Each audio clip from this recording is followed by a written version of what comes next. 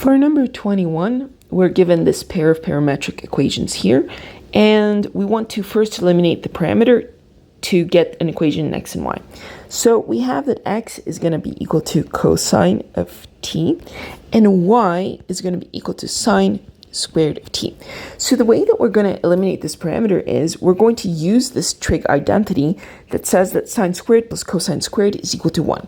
So we already have sine squared, but we don't have cosine squared, so we're going to just square both sides of the x equation. So x squared is equal to cosine squared of t, and now we're just going to add the this equation here and that equation right there. So on the left-hand side, if we add them, we get that x squared plus y is equal to, and now we add the right-hand side, cosine squared of t plus sine squared of t.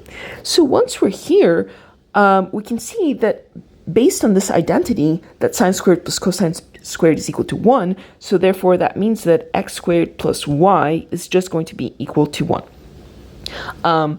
And so I'm just going to express it y in terms of x, so that means that y is going to be equal to 1 minus x squared.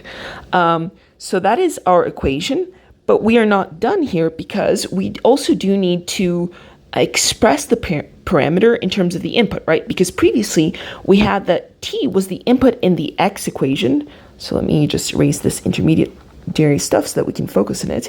So previously we have that t was the input in the x equation and in the y equation.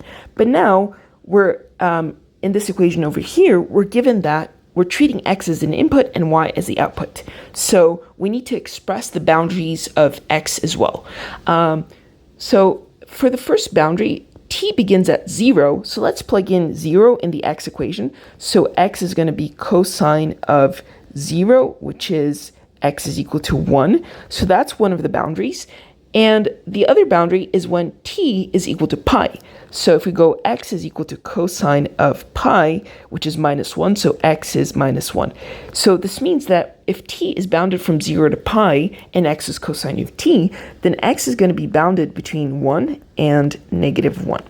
So we have arrived at our parametric equation. And what we have to do now is describe the kind of curve that, describe the kind of curve that we have and the positive orientation. So this y is equal to 1 minus x squared. This is just a parabola that opens downwards. So the graph of it would sort of be like this. So this is a parabola that opens downwards.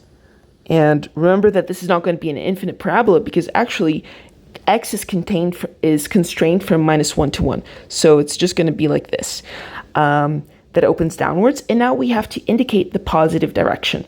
So if we plug in for the first, where t begins at 0, right? And we've already seen that when t is 0, when we plugged it in, it meant that, so when t is 0, x was cosine of 0, which is 1, so x is equal to 1.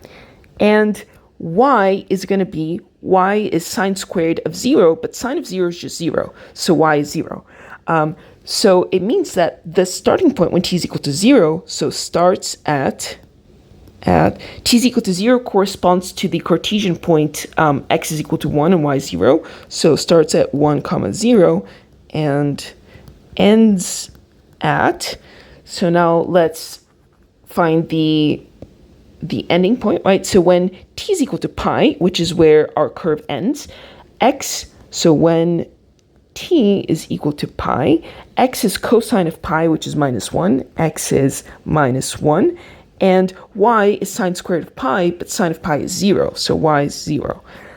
So it ends at the point minus 1, 0, and that means that our curve is going to begin here, and it's going to follow this parabola shaped until it hits the other side at x is equal to minus 1. So that's it for problem 21.